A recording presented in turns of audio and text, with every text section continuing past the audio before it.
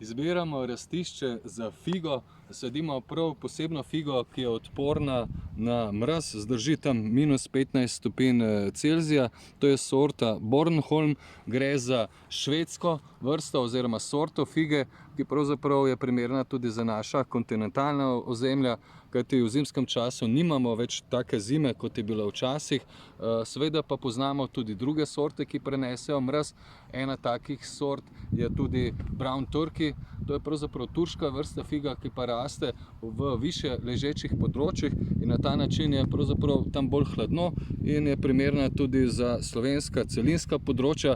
Jaz osebno pa imam rad še eno figo, to je nizka figa Little Miss Figi. Ta pa je pritlikava, zraste samo 1,20 m, 1,5 m in je idealna za kakšne atrije, terase, lahko tudi balkone. Seveda raste tudi v manjšem vrtu in to je pravzaprav, so te tri fige, ki so take idealne, prenesejo nizke temperature, niso zahtevne. Če pa figa slučajno kdaj pozebe, v glavnem v spomladanskem času, aprila, pa jo seveda potem se spet obraste in ni težav. Pred sajenjem jo seveda iz lončice razrahljate korenine in posadite, uporabite nekaj sadjarskega gnojila, še kompost in pravzaprav figa ima rada sonce, tako da jo posadite na sončno lego.